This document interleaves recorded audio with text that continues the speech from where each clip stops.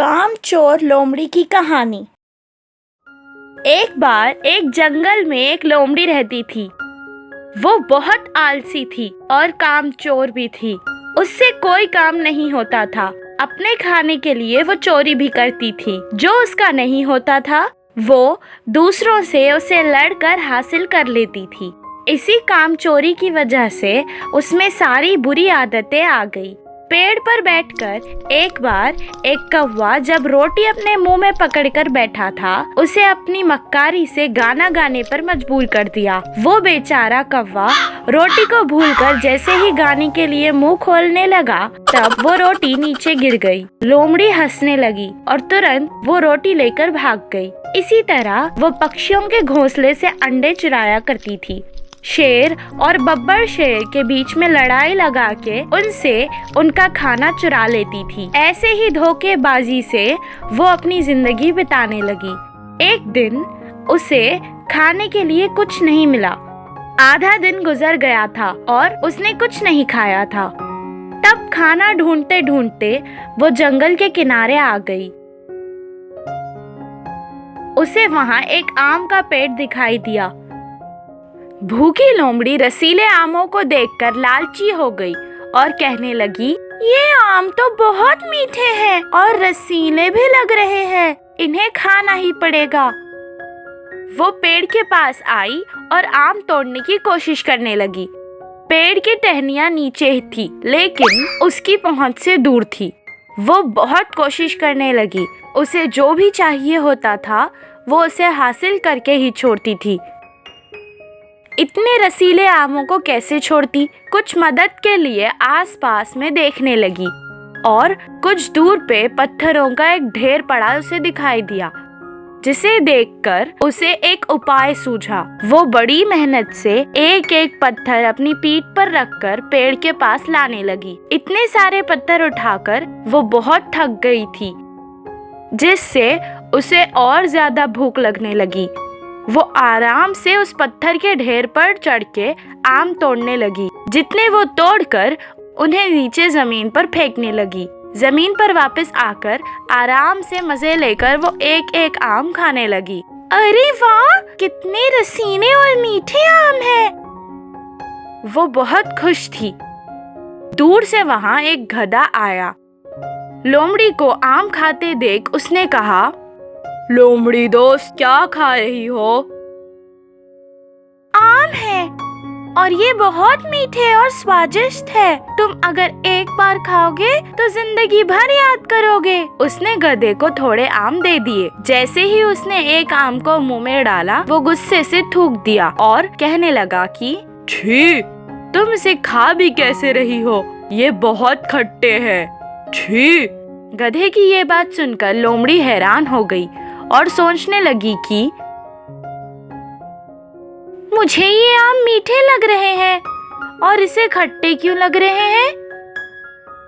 वहीं पर हाथी आया और उनकी बातें सुनकर कहने लगा, तुम्हें पता है ये फल तुम्हें मीठे और इस गधे को खट्टे क्यों लग रहे हैं? क्योंकि ये तुम्हारी मेहनत के फल है। मेहनत का फल हमेशा मीठा ही होता है। हाथी की बातें सुनकर उसे पता चल गया था कि मेहनत करने से हमेशा अच्छा ही फल मिलता है और अगले दिन से वो हमेशा मेहनत करके ही खाने लगी। इस कहानी से हमें ये शिक्षा मिलती है कि मेहनत का फल हमेशा मीठा ही होता है।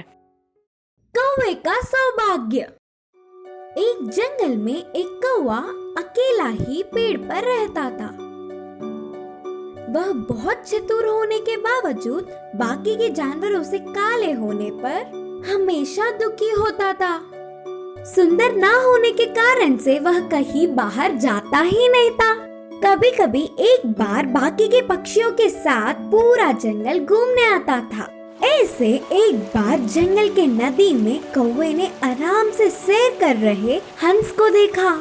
उसके पास जाकर कहा, गोरी गोरी, कितनी सुंदर हो तुम। तुम्हारे जितना कुछ तो और कोई पक्षी भी नहीं होगा। और एक मैं हूँ जो क्यों हूँ पता नहीं। छी छी करके अपने आप को कोसता रहा। मैं भी ऐसे ही सोचती थी। और अपने आप पर गर्व करती थी। लेकिन तोते को देख मेरी राय बदल गई। मैं गलत थी। मैं तो एक ही रंग में होती हूँ, लेकिन वो तो हरा और लाल दोनों रंगों में रहता है। बहुत सुंदर। हंस ने उदास होते हुए बोला। उसके बाद तुरंत कौवा पेड़ के ऊपर रहने वाली तोते के पास गया। हंस के कही हुई सारी बातें तोते से कहा। हाँ, हंस का कहना सही है। मैं अपने रंगों को देख बहुत खुश होती थी पहले, लेकिन मोर को देखने के बाद सुंदरता होते क्या है यही समझ आ गया। मेरे तो सिर्फ 2 ही रंग हैं, लेकिन उस मोर के न जाने कितने रंग हैं। बोला तोता जलती हुई। तुरंत मोर से मिलकर कौवा ये सारी बातें कहना चाहता था। पूरा जंगल घूमा, लेकिन उसे मोर कहीं नहीं दिखी। जान पहचान वालों से पूछने पर भी कोई फायदा नहीं। ऐसे कुछ दिन बीत गए। एक बार वह कौवा उड़ता हुआ जा रहा था, तब जू में मोर दिखी। उसके पास जाकर कहा, सारे पक्षियों में अगर कोई सुंदर है तो वो तुम हो। सबको तुम बहुत पसंद हो करके बोलते हुए और 4 बातें बोलकर उसे तारीफों में डुबा दिया। कौवे की सारी बातें सुनकर मोर उदास होता हुआ कहा, मेरी सुंदरता के कारण ही मैं यहाँ बंद पड़ी हूँ। जंगल में रहने तक शिकारियों से डरी हूँ और ऐसे ही छुपता हुआ घूमना पड़ा। फिर भी आखिर में उनके हाथ में फंस ही गई और इस जू में अटक गई। इधर आकर लगा कि कौवे से अच्छी स्वेच्छ और स्वतंत्रता जीव है ही नहीं। इधर ज्यादातर सारे पक्षियों को बंदी बनाकर रखा, लेकिन सिर्फ तुम कौवों के सिवा।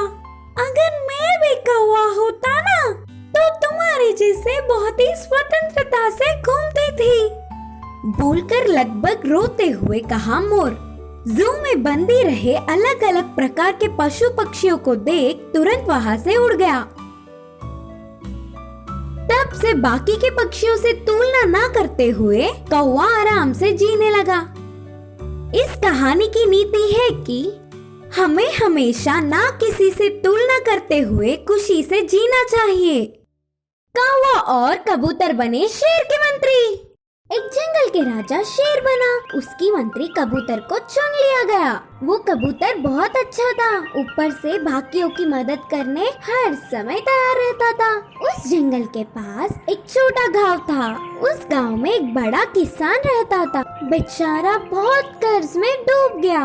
एक दिन वह किसान पास के शहर में जाके कुछ काम करके पैसा कमाने की सोचा। इस गांव से शहर जाने के बीचों बीच के जंगल के रास्ते से चल पड़ा। इतने में उड़ती हुई मंत्री कबूतर उसके सामने आया। ध्यान से, आगे आगे बहुत जंगली जानवर हैं। आप जल्दी से पीछे मुड़ जाइए, नहीं तो आपके प्राण मुसीबत में पड़ जाएंगे। वह वापस नहीं जा सकता करके उसकी परेशानी कबूतर से कहा।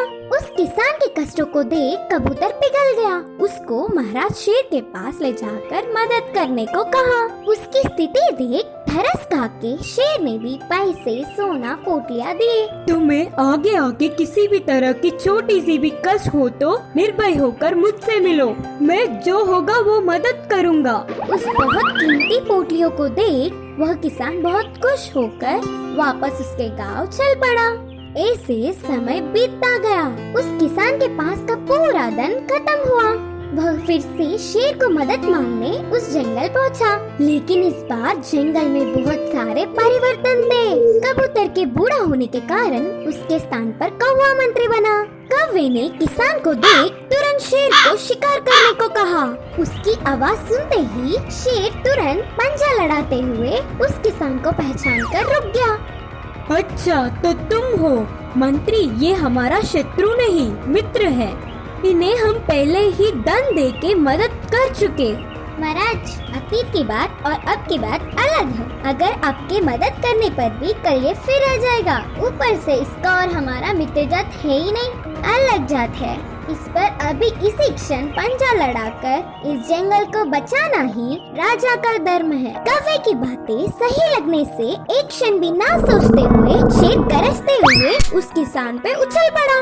इस कहानी की नीति यह है कि हमारे आसपास के लोग जैसे ही हमारी सोच होती है। शेर कबूतर के साथ था तो उस किसान को अच्छा किया, पर कौवे के कारण कष्ट पहुंचाया। इसीलिए हमें कभी भी अच्छे लोगों से मित्रता करने से ही अच्छा नाम मिलता है।